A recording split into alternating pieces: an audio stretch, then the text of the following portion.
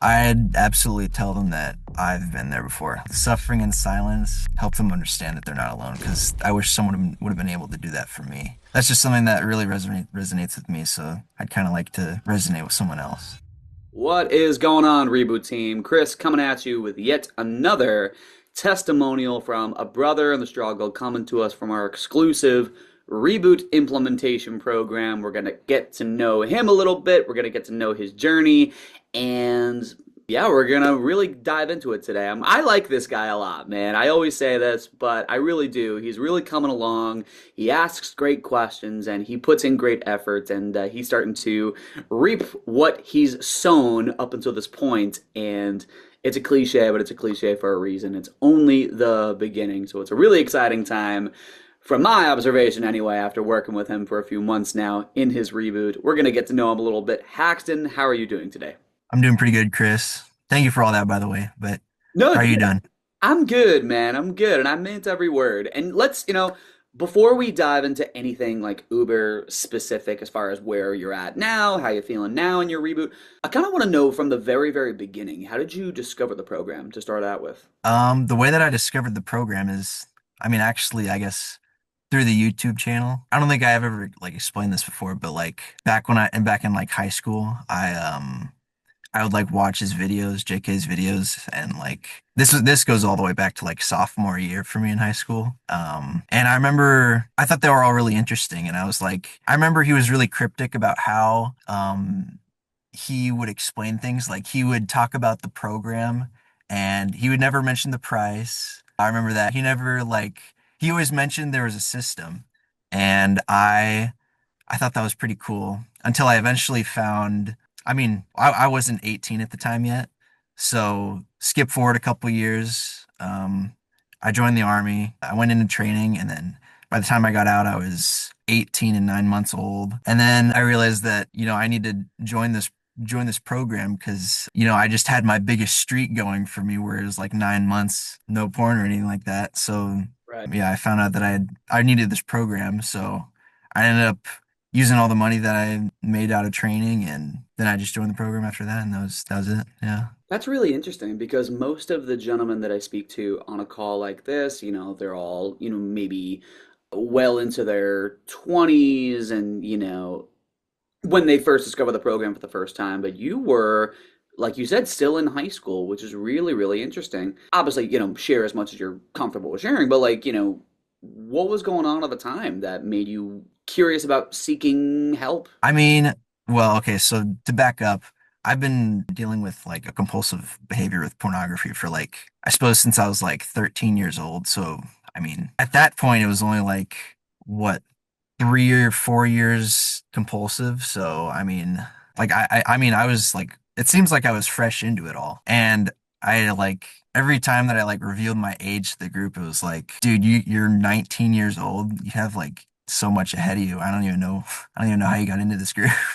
And yeah, I guess that makes sense, but I don't know, like, I forgot what I was gonna say, but like, yeah, that was just, I was like obviously struggling in high school with this problem, and like, I was basically a trial rebooter where I'd like, go search for answers online and then come up with something new, doesn't work, to try something new again a week later. It was just basically like that until I eventually got out of my training and broke my longest streak or whatever. That's about it.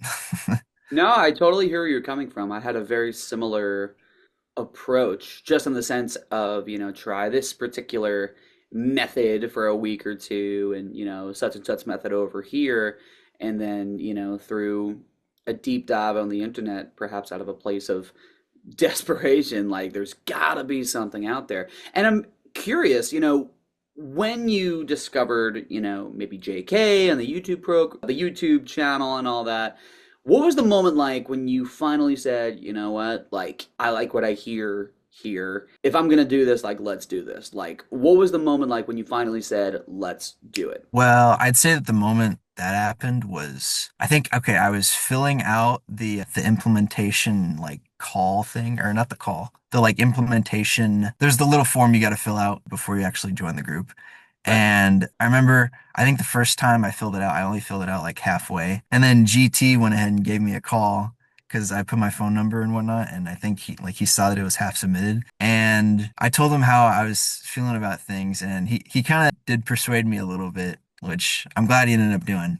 Um, but like I think it was when I realized that I might get stuck in the same cycle that I was stuck in like high school. Like JK was already pretty convincing with everything. Like the reason I even got pulled into the YouTube channel is because he was really convincing with like the system and explaining how like, you actually need coping skills and whatnot. And I always thought that was interesting. But yeah, I mean, I suppose I had a call with GT that changed it all, I suppose. But yeah. Yeah, shout out to GT. You know, GT was my reboot strategist when I was first starting out as well, so I completely know what a type of conversation is like all your various, is this really gonna work type of thoughts, like, Yeah. is this worth it type of thing. And it's interesting you say that because, again, I've literally been in that pair of shoes. And now that I sort of see it on the other side, if you will, every single person that you find in the elevator recovery family has been affected by, compulsive behaviors in one form or another. We're not just Mm. guys that know a lot about it, but we're also people that have been there. Whether you have like Yeah. myself or Arestus who have literally been in the same program you're in, but yeah, like people that have rebooted, like people that have actually put in the work. So it's a Mm. matter of not just talking the talk, but having walked the walk and continuing to walk the walk. So we got you. And all that is to say, I completely know what you may have felt at that time. And I appreciate you sharing that because I think it's common for guys to, approach a group like this after trying various methods on your own, like, Yeah. is this just going to be another quick fix? Like, is this actually going to work? But here you are now.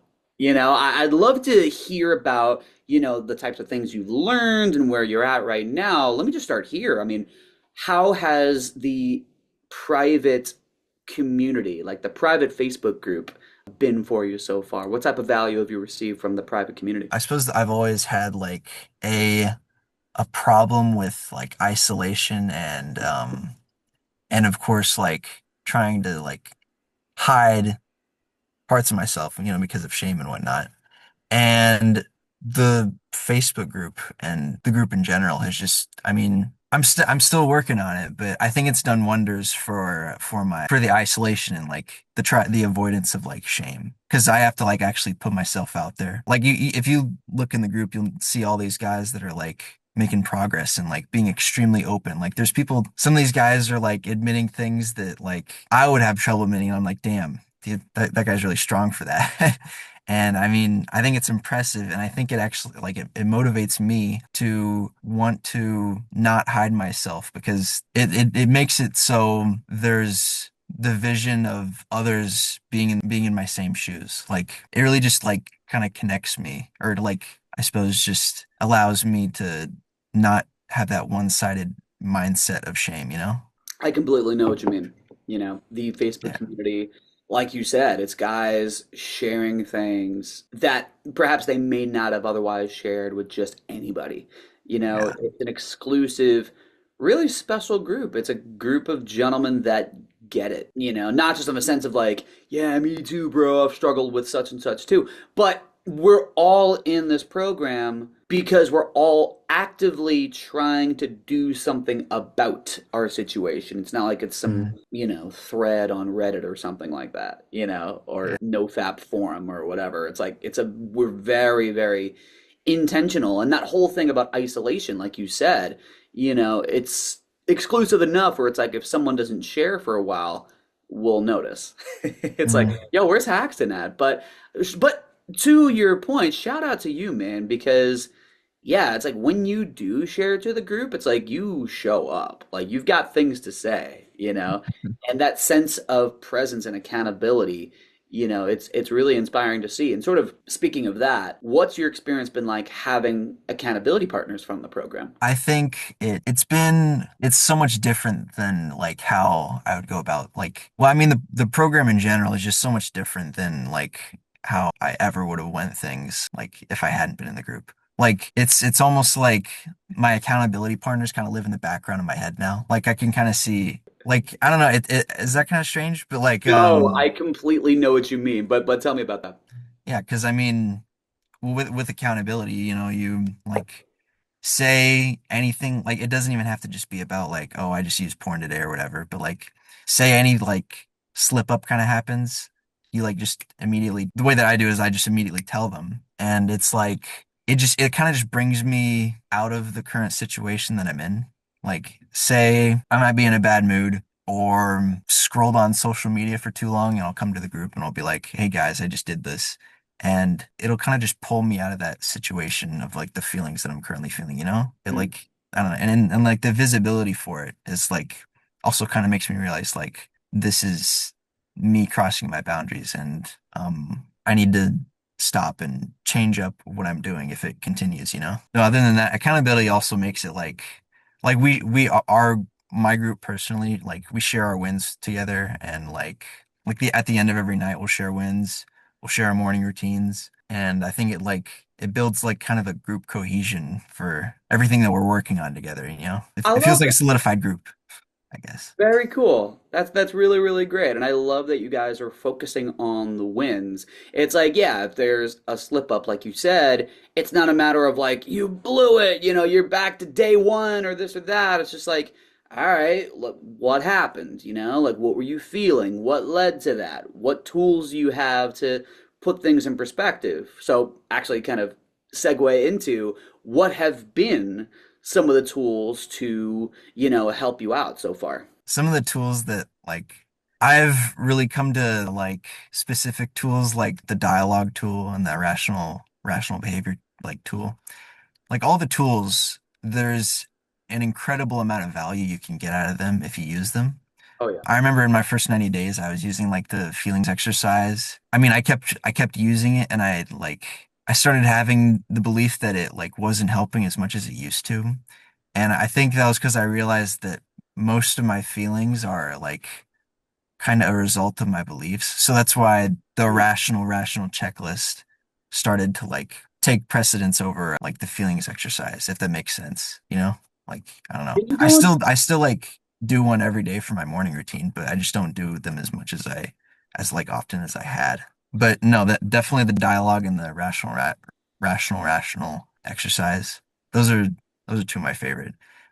And I mean, there's some other tools like, I mean, I guess accountability is really a tool too. Yeah. Yeah, And absolutely. I want to pause you for just a second because you said something that kind of like tickled my ear. I was like, ooh.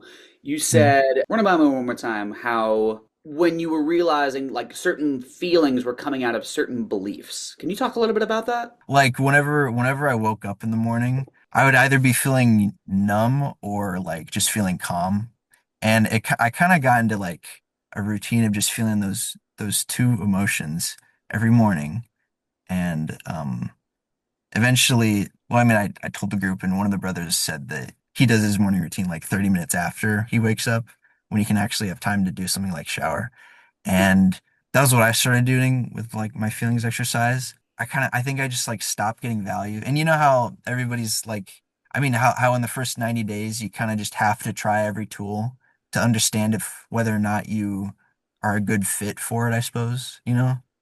How some brothers will choose tools over others. At this point, I've been in the group for like 180 days, so or like over 180 days. So like I decided that like the feelings exercise wasn't one that like I got as much value out of because like I would like recognize an emotion and I wouldn't feel like the rational exercise like helps me identify it and identify like the belief behind it and whatnot. Does that answer your question or? No, I just, it was an interesting phrase that you used because it brought me back to specific moments in my dialoguing and using feelings exercises and a lot of the ways that I would document my feelings sort of sprouted from the way I just believed certain things, certain Mm, things I believed about myself or my job or my situation, whatever it was.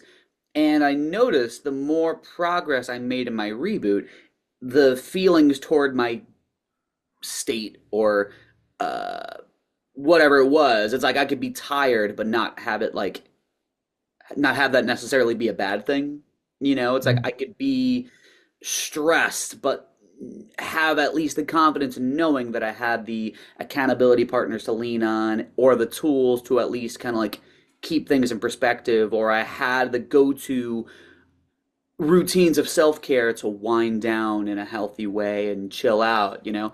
So I went the way you said that kind of like, sparked something. I was like, yeah, I've been there too. I know what that's like. So I thank you for saying that. Yeah. Mm. No, that's awesome, man. And kind of also a segue, one of the things that also sort of helped me, and I would love to hear how it's helped you, was working with the coaches in the program. I'm curious as to what your experience has been like so far with the coaching calls. Like most of my classes have been when the coaching calls were. So I would only be, I mean, I'd only just like submit questions to like say Milan. And I mean, that's the only coach that I've really like asked questions so far. And I mean, I think that it's very useful. I think it's definitely one of those things you get out with the more you put in, Oh yeah. especially with coaches. Because I mean, I've only asked Milan a couple questions, and I think his answers have been like absolutely like useful to me. Really submitted like a couple questions over the course of like a couple weeks. But imagine if I'd like really honed in and like used each one of his coaching calls every week. I mean, but it is definitely one of those things that you get out the more that you put in, and like I haven't been able to put in very much during the semester, but yeah. Well, I appreciate you saying that. You certainly get out what you put in, and that's so, so true. There's a question that I love to ask on a call like this, and with what you've learned and with what you've experienced so far, I want to throw a scenario at you. Like, let's imagine for a moment someone you know, someone who trusts you, confides in you about having their own struggles with sexually compulsive behaviors, right? And similar, in a similar way that you and I know about, up until this point, he's been just struggling in silence, really not knowing who to talk to, where to turn, and kind of on the fence as far as what the next move is, right? Yeah, kind of knowing what you know now and having experienced what you have so far. Is there anything that you would share with this particular person? I mean, I'd absolutely tell them that I've been there before. Like, I mean, based on what you said, like, suffering in silence, I mean, that phrase really resonates with me. It's important for them to understand that, like, they are not the only one that has gone through that, and they're not the only one who will go through that. Mm. And I mean, as far as what the next steps would be, I mean, I'd just be like, I've been there before, and if you want to know how like I have helped myself with my behavior, my compulsive behavior, I mean, I wouldn't try to like sell them the group, but I'd be like, hey man, I mean, I think you should probably check this out. I would probably tell them about the coping mechanisms and accountability and whatnot. Who Mhm. knows? I might even end up being their accountability partner if they're close enough. But I'd absolutely try to like help them understand that they're not alone because I wish someone would have been able to do that for me, or like, I guess before I joined the program. That's really, really cool, man. And if this conversation makes it to the YouTube channel or the podcasts, odds are similar to the way you found this program. This is probably somebody who either has a history of compulsive behaviors or currently is struggling right now. So since they're watching or listening, again, if this makes it to the, podcast or channel, is there anything you'd like to share with them directly? I'd probably say you're not alone. I mean, just to piggyback off of understand that there's people out there who've absolutely been there. And that's just something that really resonates with me. So I'd kind of like to resonate with someone else, trouble with this problem. But Not alone. It sounds so simple, but I know that that is something that resonates with me. You can hear it 100 times, but it's well worth the reminder every single time. The more mm, personal something feels, the more universal it actually is. Particularly with a world like this. I've been there, Haxton has been there, and we're proof that there is hope. So, Haxton, thank you for shining some light on the fact that hope exists, the fact that help exists. I'm proud of you and your progress so far. And like I said at the beginning of the call, this is just the beginning. This was great, dude. Like, thank you so much for your insight and your time.